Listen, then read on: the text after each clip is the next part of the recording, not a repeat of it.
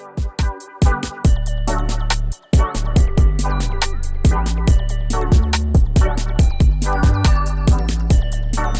Arthur Torrington of Windrush Foundation, and we are sponsored by the National Lottery. And today we have Dr. Angelina Osborne who are with us. And just to ask you a little bit about your early studies, the first degree that you did, and why you decided to do that particular degree. You're talking about my undergraduate, the undergraduate. my bachelor's degree. I did my bachelor's degree in history and American literature, actually. And why did you decide to do that? I've always been interested in history. Certainly, you know, my parents weren't very excited. They think, what can you do with history? There's nothing you can do with history. You can't get you a job. I said, well, you know, at the time I wanted to be a history teacher. It didn't turn out that way, but the passion for history has been with me since I was, since 11, 12. I've always been fascinated because I got very much interested when I was younger. I read so much, and I read a lot of like historical novels. I think one of my favourite books was The Three Musketeers. I loved that book so much, and so from that moment I just loved history, and I just seemed to have a real, I guess, an affinity for it, because I realised I had a fairly good memory for dates, but it wasn't so much even for the dates. It was just what was happening in those periods that fascinated me, what people were thinking, feeling in those times, and I sort of got very much attached to history back then in that way. But you went on to do your master's, and again, what was that? I did my master's. I have always had a passion for jazz music. I've always, since I was about 15 or 16, my father used to have these Nat King Cole records, and I used to listen to them a lot. But he didn't go beyond Nat King Cole. He's just a Nat King Cole fan. But Nat King Cole was very jazzy, and then I started to think, who else likes jazz? And then I started to find out people like Charlie Parker, Max Roach, Miles Davis, Pharoah Sanders, and I got really very, very passionate about jazz. And so I kind of wanted to look at jazz and try to understand if it had any connections to the civil rights movement.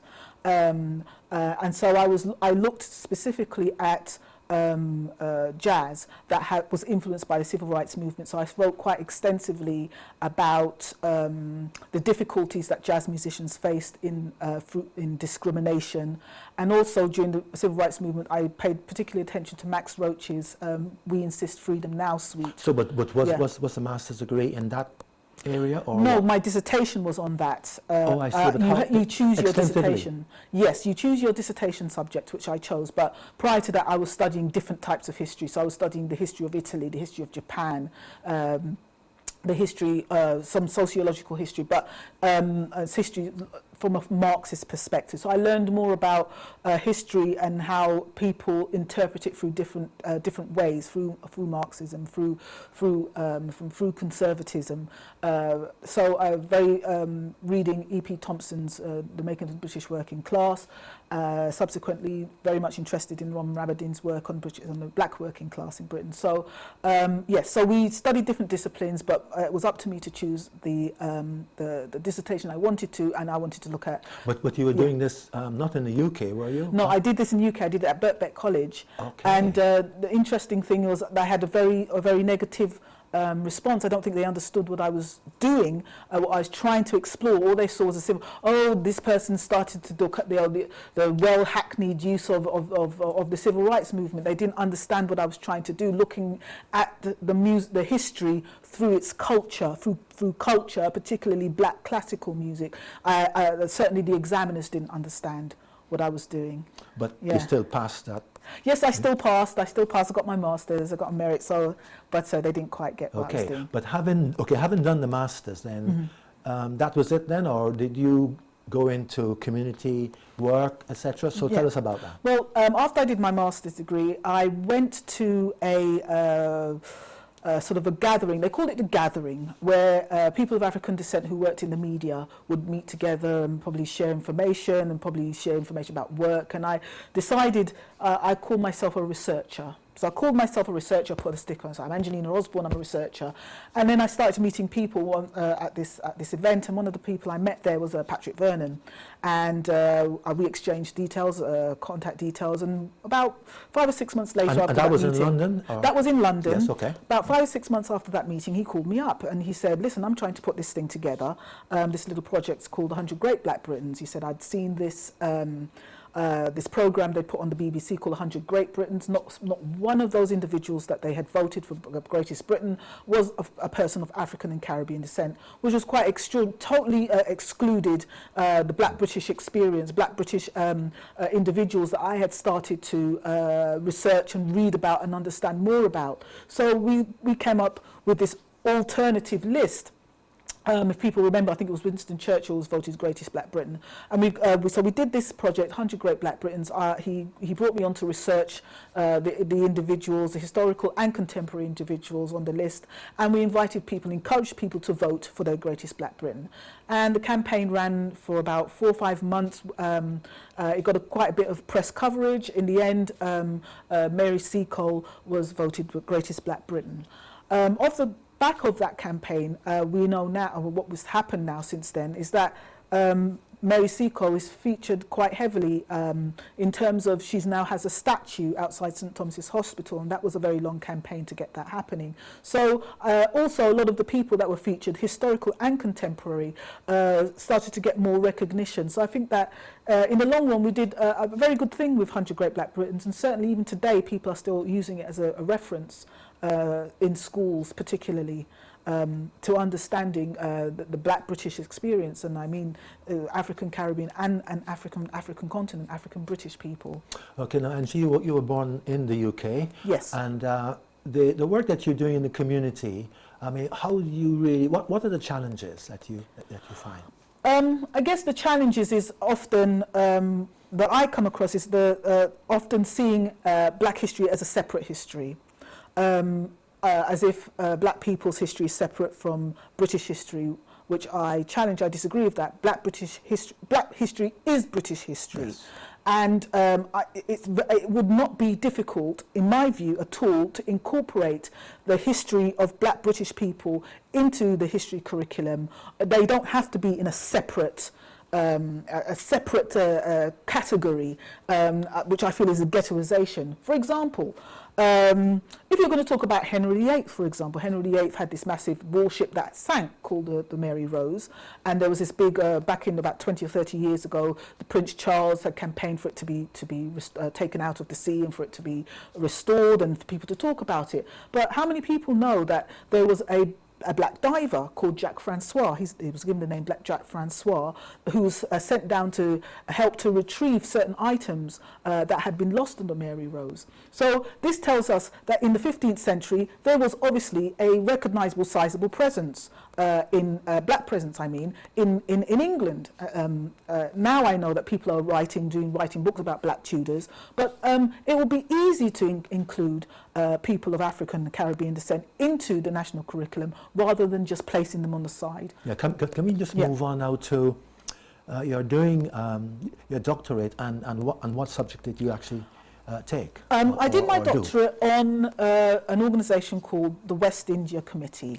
Now, the West India Committee were a group of very wealthy men who had made their fortunes from slavery in the Caribbean. So essentially they were absentee slave owners. And what century is that? This is the 18th century. So these are men who are absentee slave owners who have plantations who other people are taking care of, but they're living off the profits. Merchants who are trading to the Caribbean, to the West Indies as it was known then, and what we understand as what they call colonial agents. Those are people who represent the colonies in London, represent colonial interests in London.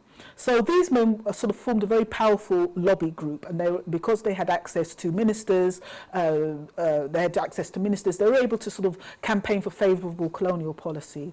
I was interested in the period from between the end of the American Revolutionary War and the abolition of slavery. And what year? 1783. Okay. That was the end of the American Revolutionary War, and 1833, when slavery, the act to abolish slavery slavery in the British West Indies, the British Caribbean was passed. Now, there seems to be some sort of real forgetting in this country about Britain's role in slavery and the slave trade. What you tend to find is that they want to concentrate on how they abolished it. So they're not talking about what they helped. They did not start it, I grant you, but certainly they perfected the system of slavery and the slave trade more successfully than other European powers. Now, we tend to focus on the abolitionist movement, and we want to focus on the fact that Britain abolished slavery, but it's a lot more complicated than that. What also needs to be looked at, which was what I was trying to do, what I try to do today, is really looking at these sort of pro-slavery individuals. They didn't appear from nowhere, they didn't disappear. Their writings, their work, their lobbyings, their political tactics were all quite interesting and innovative. And I think that for us to be honest about the historical narrative about slavery and the slave trade, we need to be featuring these individuals. Yes, but can I just ask you this now? That's pre-Windrush. In other words, you're looking at 18th century, 19th century. Windrush is June 1948. Yes. Now, how do you use that information from the past in the present? Okay, so we know and we understand that Britain had its sphere of influence was the West Indies. Not its only one, but one of many. So we know that the people post-slavery times emerged as British citizens. Yeah, African Caribbean British citizens. Okay, they lived their lives. They tried to rebuild their lives after enslavement. Certainly, the West Indies was a British colonial area, and they would draw on those people, or those individuals, those colonies, and those individuals as and when they needed them. For example, in the First World War, we know there was a British West Indies regiment.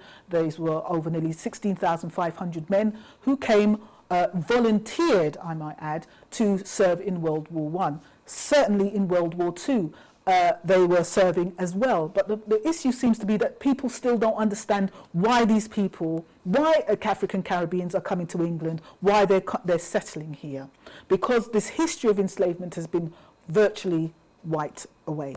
They don't understand what Caribbean's connection is. Okay. So in that sense, there's a connection between the servicemen and women and Windrush. Yes, of course, because a lot of servicemen who served in World War II opted to remain in Britain, or they went back home, saw that life was very difficult, there was a lot of unemployment, and they realised so they decided to come back. But they decided to come back, but also they were invited to come back. That's the key thing. They were invited to come because there was a real shortage of manpower in England at the time, in Britain at the time. There was a shortage of staff needing to work in the hospitals. There was a shortage of people working in the transport system, in the post office, in all kinds of areas. And so people from the Caribbean who identify themselves as British, and they say this all the time, the motherland called us, okay? And so they came to settle in England, in Britain, in all